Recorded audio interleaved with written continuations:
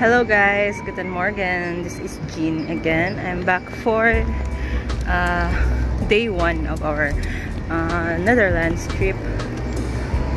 Yeah, we're supposed to go by the Bakfiets, but hindi pa naubos akong sister guys because she finds it difficult to navigate. I mean because there's like traffic. Yeah, and so naglakad muna ako ng slide. Tapos dito na kami magkikita sa may Vester Park. Very slight lang guys, mga 100 meters lang naman. Dun lang sa part na yun kasi nahihirapan siya. So yeah, we're here. Where is she? Where is she? She's not here yet. Dapat siya.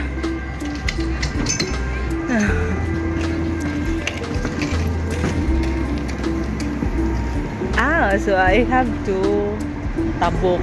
So where do I tabok?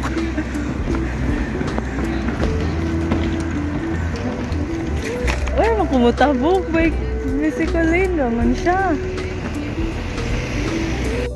I thought we were going this way, but dun pala. So where do I cross? There's no person sign. Ari? I'm so afraid to cross the street. I don't know, it's just a bike lane written over here. So I'm kind of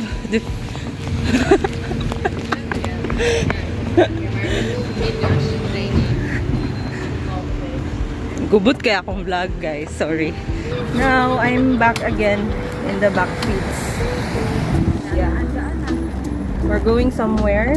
So ingani ang forma sa bike lane there is a Netherlands. Like in Germany we also have bike lanes but not like this one. Pwede mo sa pikas ang lane ha? Pwede po magbuwag ang lane. Kasi magbuwag. Like ani kay ang padong ra ato. Lagi. Side. Yeah. Ni ato po sa pikas Ang padong. Yeah. Napigaw na sa mayo. But in Germany, guys, we don't have bike lanes this wide. We have bike lanes, but not this wide. It's like dako jud siya ilahang bike lane dire. Because a lot more people are biking. Yeah. This is on our way to my sister's home, post mom's office. What you see in the pictures, in the videos of Amsterdam, guys, it is what it is. It's just sad that we have bad weather today. It's so cloudy. But yeah, still, we're in the Netherlands. Going there, need dem yung mosakay o ferry. And ferry here is free daw for everyone, according to my sister. Yeah. Free ang ferry. Yeah. Free siya guys. I don't know anong free. Basin sa tax. Ferry is arriving in 10 minutes. Magtambay sa tadiri. Tapos ang i-appreciate ang kanal. Nabot na ang ferry guys. Muna yung masakyan.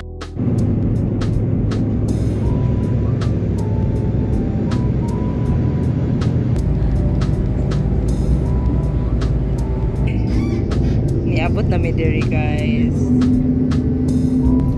Ready na ang mga person.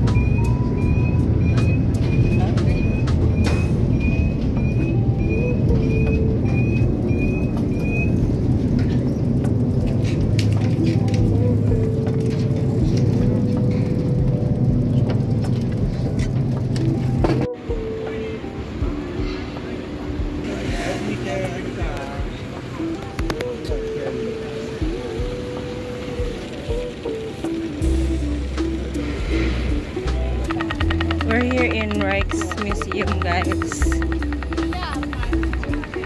It's a must-see museum here in Amsterdam. So dako, so big. Muna siya. Let's see if anong meron doon sa loob. As in, sobra kadako ang Rijksmuseum sa Amsterdam. And I think, mawata ni ang ilahang National Museum. Like, ang art nga na dito guys is from 1100s pa until the present. As in, so if you're going to Amsterdam, kanang don't miss the Rijksmuseum. As in, maka-overwhelm lang siya sa kadaghan guys. So, gitry dyan ako nga dungon tanan kay para sulit ang pag-adto na mo sa Rijksmuseum. And also, gawas sa Rijksmuseum na sila garden. Anya, free ra adto sa garden magtambay nga na yung mga flowers and all. And then after ana, naglakaw na mi padung sa kuan. Diri na pud mi sa Central.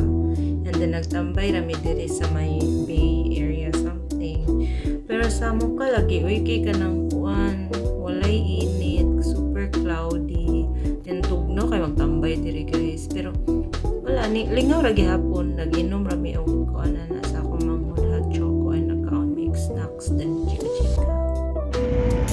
Hey, ending the day here. Lami ba ang sunset dire? Ba? Uy, na-cruise ship oh.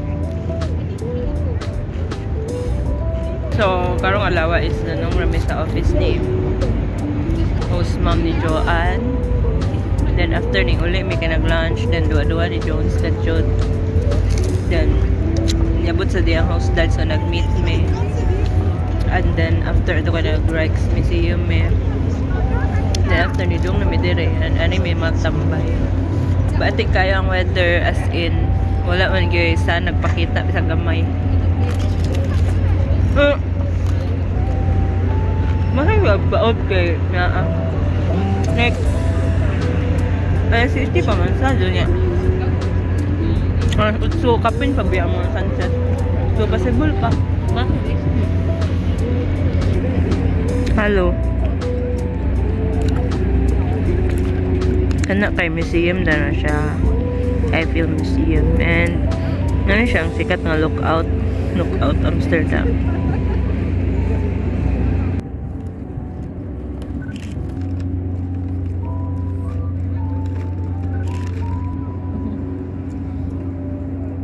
Gabidyo mo din ko. Gabidyo mo din ko.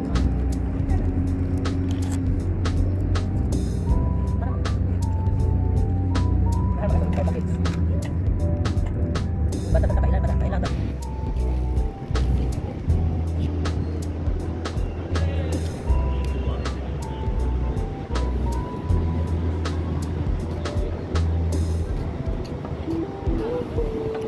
Abot sila sa isa ka